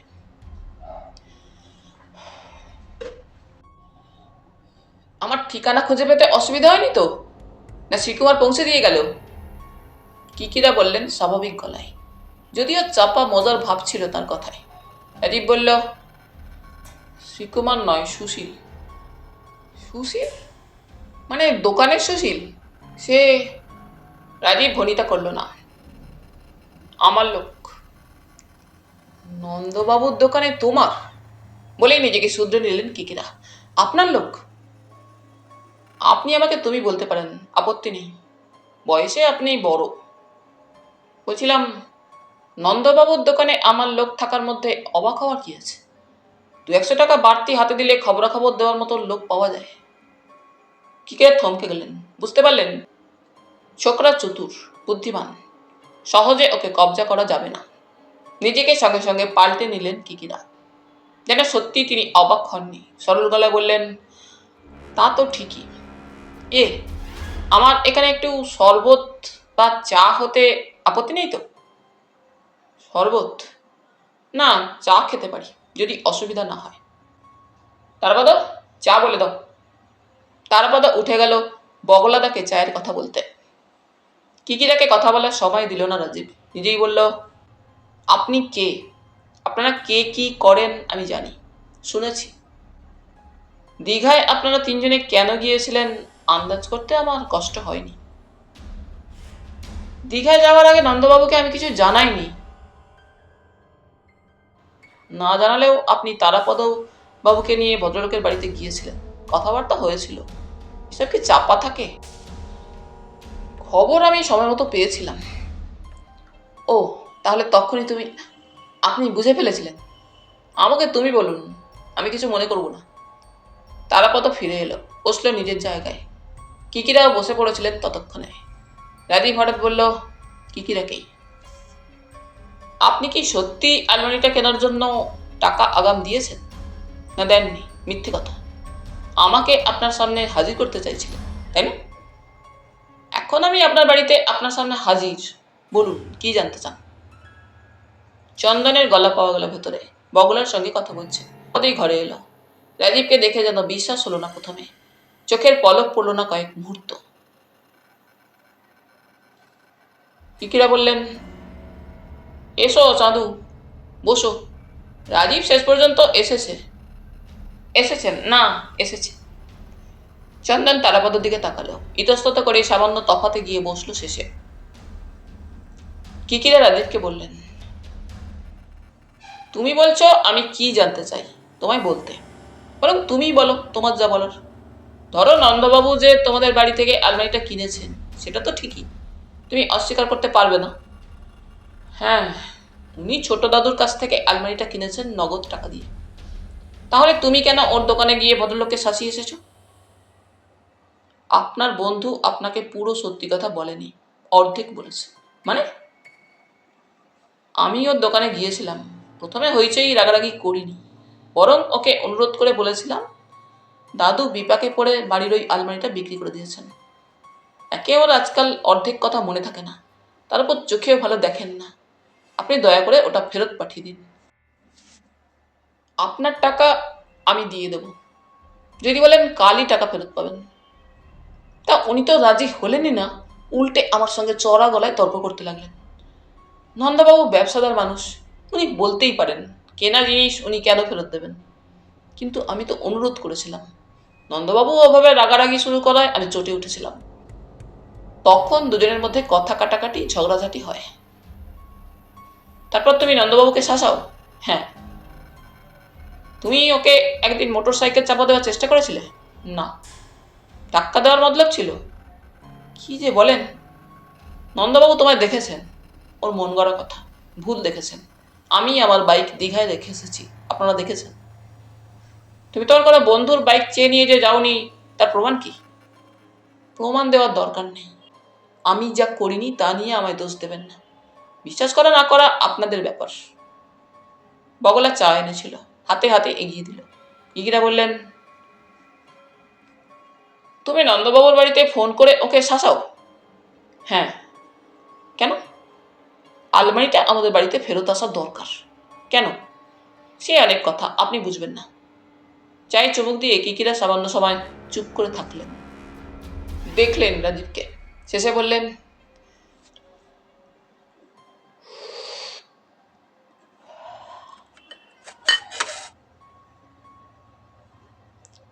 কি আছে আলমারির মধ্যে? সোনা দানা, হিরে মুক্ত, কত আর লুকিয়ে রাখতে পারো ওর চোরা পুকুরে? রাজীব এবার কেমন যেন হাসলো, শব্দ করে নয়, ঠোঁট কামড়ালো। বলল, একরত্তি সোনাও নেই, হিরে মুক্তও নয়, অন্য কিছু। তারাপদ হঠাৎ জিজ্ঞেস করলো, কিছু মনে করবেন না, একটা কথা জানতে ইচ্ছে করে। আপনি দীঘায় গিয়ে হোটেল খুলছেন, অবশ্য আপনার পার্টনার আছে, তবু ওই বাড়িটা কেনা, সেটাকে সারিয়ে সুরিয়ে অদল বদল করতে তো যথেষ্ট টাকা খরচ হচ্ছে। আপনি নিশ্চয়ই আপনার দাদুর কাছ থেকে টাকা পাননি। এত টাকা আপনি কোথা থেকে পেলেন? রাজীব তারাপদার দিকে তাকালো, জবাব দিল না। অপেক্ষা করে কিকিরা বললেন, বাবা কোথাও কিছু রেখে গিয়েছিলেন?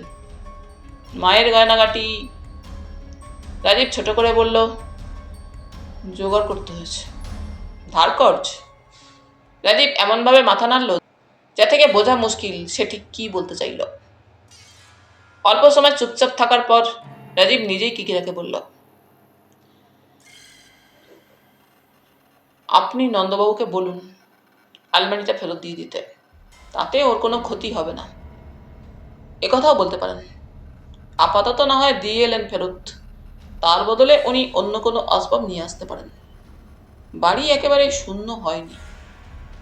কিকিরা শুনলেন মন দিয়ে, ভাবলেন। চন্দন আর তারাপদকে দেখলেন একবার, রাজীবের দিকে তাকালেন। আমি বলতে পারি, কিন্তু ব্যাপার কি জানো, আলমারিটা এখন মিস্ত্রিদের হাতে কাজকর্ম করছে। তারা যদি তোমার লুকানো জিনিসটা খুঁজে পায় আচমকা, কাজ করতে করতে সিক্রেট পকেটটা পেয়ে গেল, তখন। রাজীব মাথা নাড়ল। পাবে না। নন্দবাবুর ওই মামুলি মিস্ত্রিদের সে ক্ষমতা আছে বলে আমার মনে হয় না। তাছাড়া চোরা পকেট খোলার চাবি পাবে কোথায়, সেটা আমার কাছে। নন্দবাবু যে চাবিগুলো পেয়েছেন তার মধ্যে ওই চাবিটা নেই। ছোট দাদু, মা কিছুই জানে না আমি কোন লুকানো খোপে ওটা লুকিয়ে রেখেছিলাম। চাবি কথাও জানে না। চায়ের কাপ নামিয়ে রাখলো রাজীব। অর্ধেকটা খেয়েছে মাত্র। নিজেই বলল, তবে হ্যাঁ, কেউ যদি আলমারির সব কেটে কুটে ভেঙে চুরে তছনছ করে দেয়, তবে অন্য কথা। নন্দবাবু নিশ্চয়ই তা করবেন না। কিকিরা হতাশ হয়ে পড়েছিলেন। ছেলেটির মধ্যে লুকোচুরি নেই, যা বলছে স্পষ্ট। ওকে বসে আনা কঠিন। কিকিরা বললেন, তোমার সঙ্গে নন্দবাবুর দেখা কিংবা কথা হয়েছে? 2-4 দিনের মধ্যে হয়নি, আগে হয়েছে ফোনে। উনি আমার কথা বলেছেন তখন? হ্যাঁ। তুমি কি এখন কলকাতায় থাকবে? এই হপ্তাটা থাকবো। শোনো ব্রাদার, আমি নন্দবাবুকে তোমার কথা বলবো, চেষ্টা করব আলমারিটা যেন তোমাদের বাড়িতে ফেরত যায়। নন্দবাবুর নিজেরই আর ওটা রাখার ইচ্ছে নেই, বাড়ির লোকও আপত্তি করছে। রাজীব এবার উঠে দাঁড়ালো। আমি তাহলে আসি বলে কি মনে হলো আবার বলল, আমি আপনাকে বিশ্বাস করি, আপনিও বিশ্বাস করতে পারেন। আমি গুন্ডা বদমাস নই। নন্দবাবু যা বলেছেন তার 12 আনাই সত্যি নয়। কিকিরাও উঠে দাঁড়ালেন। তুমি আমায় বিশ্বাস করো, অথচ বললে না আলমারিটার মধ্যে কি আছে। রাজীব কি ভেবে বলল, বলবো, 2-1 দিন অপেক্ষা করুন, আলমারিটা ফেরত পাই।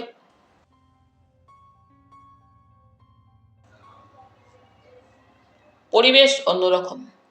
এই ঘরের চারিদিকে তাকালে কালচে ছায়া, বিবর্ণ ময়লা দেওয়াল, খসে পড়া পলেস্তরাই চোখে পড়ে।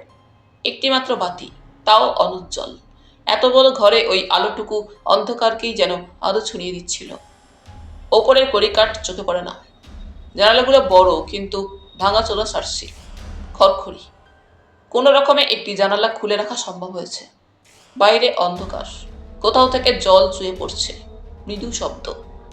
দালানের ফাঁক ফোকরে বুঝি 2-5টা পায়রা বাসা বেঁধে থাকে। আচমকা তাদের পাখা ঝটপটানির আওয়াজ কানে আসছিল। কিকিরা স্বপ্নেও ভাবেননি বিশ্বাস বাড়ির ছোট তরফের ঘরবাড়ির এমন জীর্ণ দীর্ণ চেহারা হতে পারে। অবশ্য এই ঘরটা রায়বাড়ির ঠাকুর দালানের কাছাকাছি কোনো ঘর হবে। রাজীব তাদের এখানেই এনে বসিয়েছে।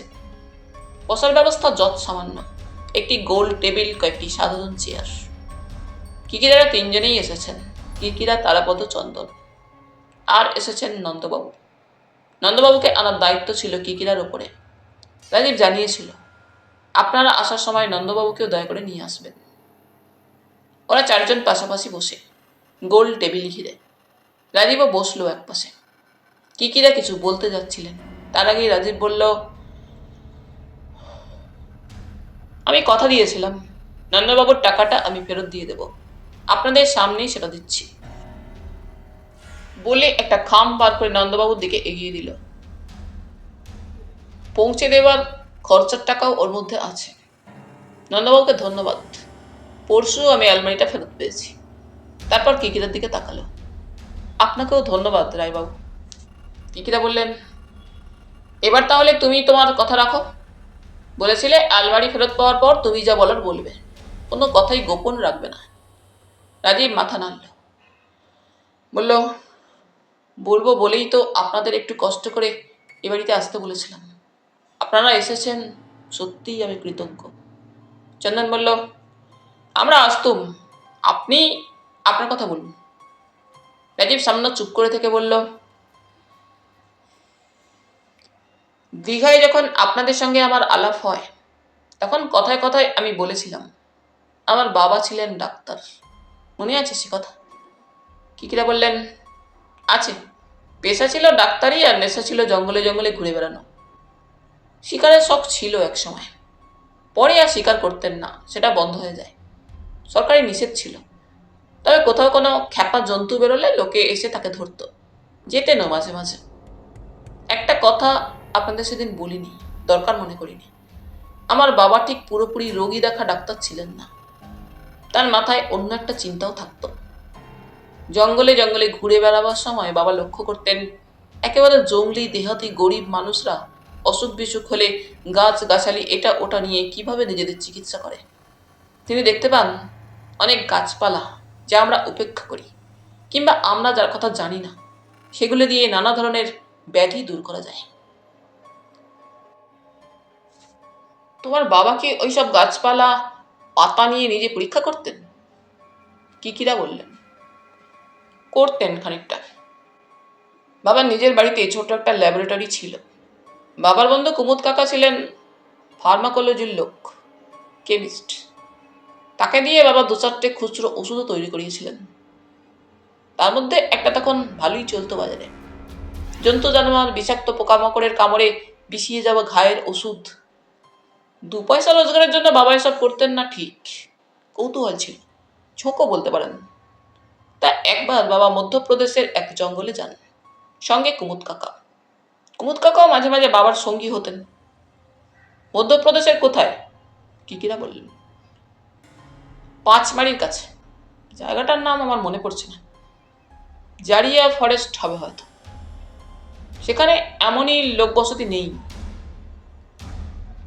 আদিবাসী 5-7টা গ্রাম। সভ্য সমাজের সঙ্গে তাদের কোনো সম্পর্ক নেই।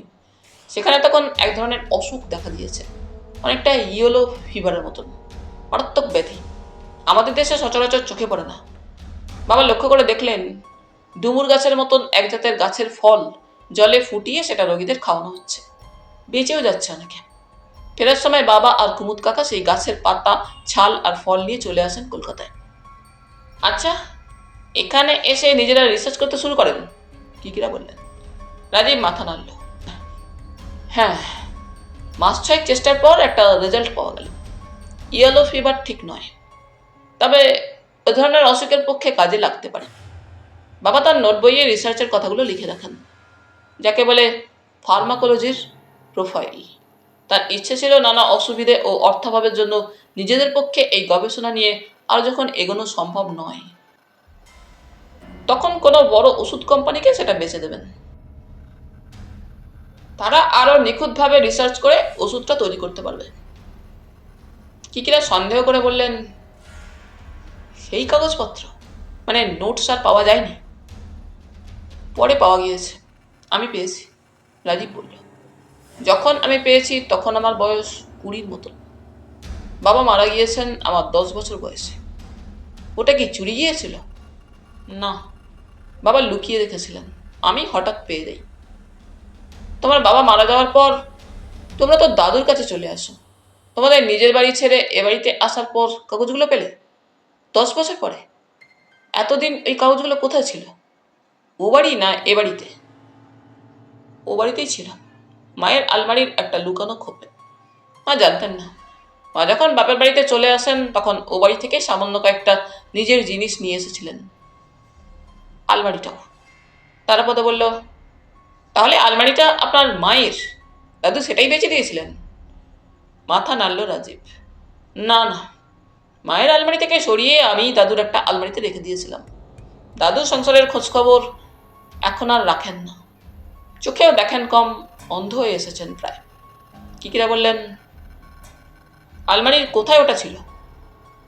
বাঁদিকে ড্রয়ারের পেছনে। অবশ্য আপনি ড্রয়ার টেনে বার করে নিলেও কিছুই দেখতে পাবেন না। ড্রয়ার টেনে বার করে নিলে পেছনে দেখতেন আলমারির কাঠ, কিন্তু বুঝতে পারতেন না পেছন দিকে একটা চোরা খোপ আছে, ধরা যায় না। সেই খোপের চাবি নিচের দিকে, ছোট চাবি। ওটা আমার কাছে থাকে, কেউ জানে না। নন্দবাবু কিকিরার দিকে তাকালেন, যেন বোঝাতে চাইলেন দেখেছেন। আমিও সেই চাবি পাইনি, জানি না ওরকম কোনো চোরা খোপ আছে। কিকিরা বললেন, কিন্তু ডান আর বাঁ দুটো ড্রয়ার পাশাপাশি রাখলে তো বোঝা যেত। মাপের হেরফের আছে, বাঁদিকের ড্রয়ারের মাপ লম্বায় ছোট হতো। রাজীব হাসলো যেন। না, তাও বোঝা যেত না। ডান দিকের ড্রয়ারের লম্বার মাপ একই রকম ছিল, যদিও তার পেছনে কোনো জোড়া খোপ রাখা হয়নি। লোক ঠকাবার কারিকুরি তখনকার মিস্ত্রিদের ভালোই জানা ছিল। বাইরে হাওয়া উঠেছে, জল পড়ার সেই একই রকম শব্দ। ঘরের আলো কমে আসছে মাঝে মাঝে, দেয়ালগুলো আলো কালচে দেখাচ্ছিল।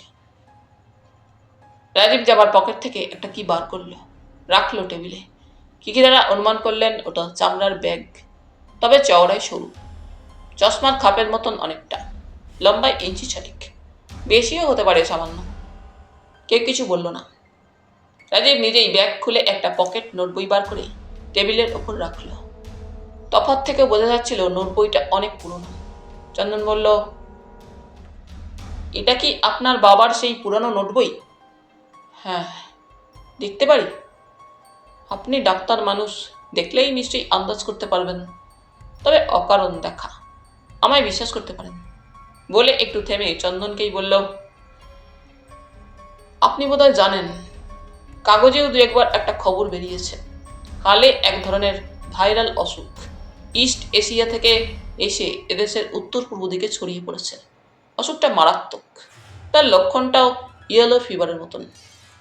চন্দন বলল, কানে গিয়েছে, তবে আমি নিজে বেশি জানি না।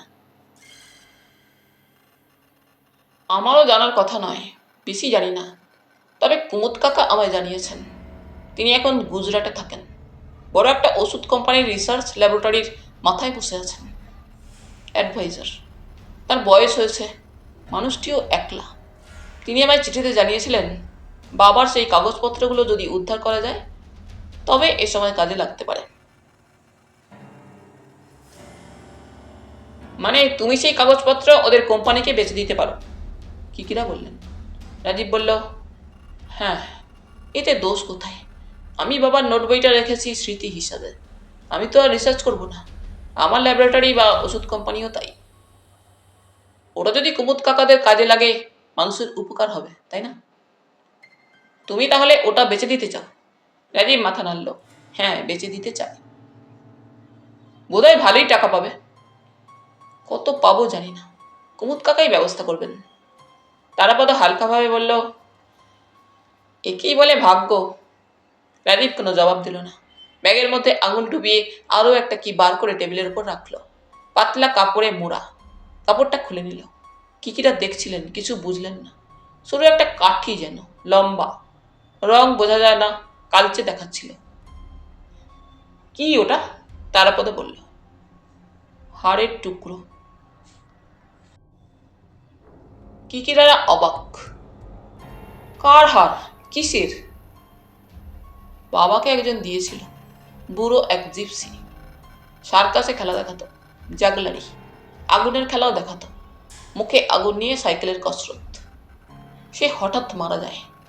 বাবা তাকে দেখেছিল, বাঁচাতে পারেনি। হাড় দেওয়ার কারণ? শুনেছি হাড়টা বানরের, নীল বানরের। নীল বানরের? কিকিরা অবাক। তাই বলেছিল। নীল বানর দেখাই যায় না, এদেশে কেউ দেখেছে বলে শুনেনি। কি হবে এই হাড়ে? ভাগ্য। বাবার পরিবারকে চরম দুঃখ দুর্ভাগ্য থেকে বাঁচাবে। বাঁচিয়েছে? এ তো কবচ মাদুলি পাথর টাথর পড়ার মতন ব্যাপার। জানি না, আমার জন্য আমি ভাবি না, মা আর দাদুর জন্য ভাবি। দাদু হয়তো আর 2-4 বছর নয়, কিন্তু মা, মা না থাকলে আমার আর কি থাকতে পারে? রাজীব বড় করে নিঃশ্বাস ফেলল। কয়েক মুহূর্ত থেমে বলল, বাবা হঠাৎ চলে যাওয়ার পর আমরা খুবই বিপদে পড়েছিলাম। দাদু না থাকলে কি হতো জানি না, সেটাও তো ভাগ্য। এই হাড়ের কোনো গুণ আছে না আছে জেনেই আমার লাভ নেই। মায়ের কথা ভেবে ওটা আমি কাছছাড়া করি না। ওটা নাকি জীবনে মাত্র একবার একটি প্রার্থনায় পূর্ণ করতে পারে। কিকিরা কিছু বললেন না।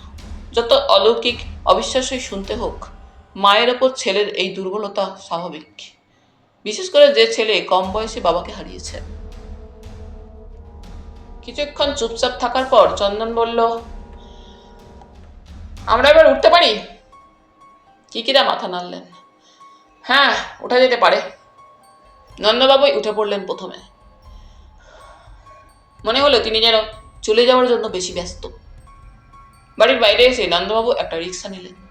তার বাড়ি তেমন দূরে নয়, গলি দিয়ে চলে যাওয়া মাত্র। কিকিদারা একটা ট্যাক্সির জন্য বড় রাস্তার দিকে হাঁটছিলেন, সঙ্গে রাজীব।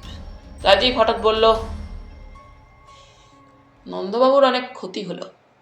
কিকিরা হাসছেন। আমি জানি, খোঁজ করে দেখেছি। দোকানটায় আগুন লাগলে ওর লাভ হতো।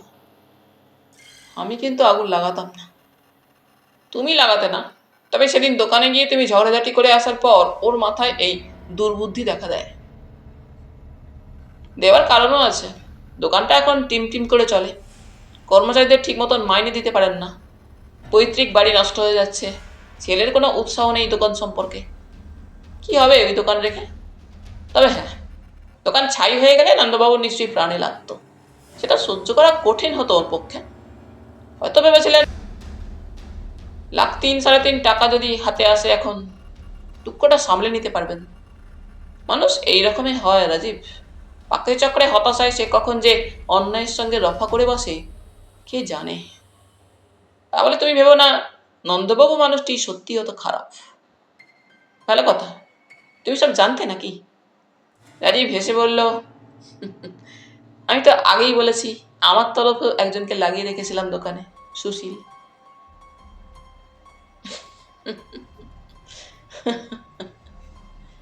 তারাপদ আর চন্দন প্রায় একই সঙ্গে হেসে উঠে বলল, আপনি মশাই আগুন লাগাতে পারতেন না, অথচ ধোঁয়া ছড়িয়েই খেলাটা শেষ করে দিলেন।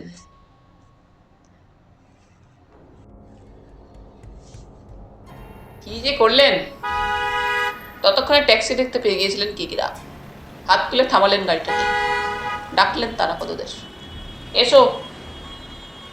চলি রাজীব, তোমার দীঘার হোটেলের নামটা কিন্তু সাগর সঙ্গমই দিও। রাজীব হাসল, আপনারা কিন্তু আসবেন। ট্যাক্সি চলে গেল।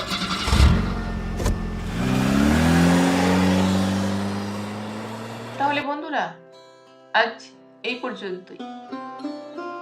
গল্প পাঠ তোমাদের ভালো লেগে থাকলে তোমাদের কাছে আবারও অনুরোধ থাকলো, লাইক, শেয়ার এবং সাবস্ক্রাইব করে তোমাদের মূল্যবান মতামত পাঠানোর জন্য। ধন্যবাদ।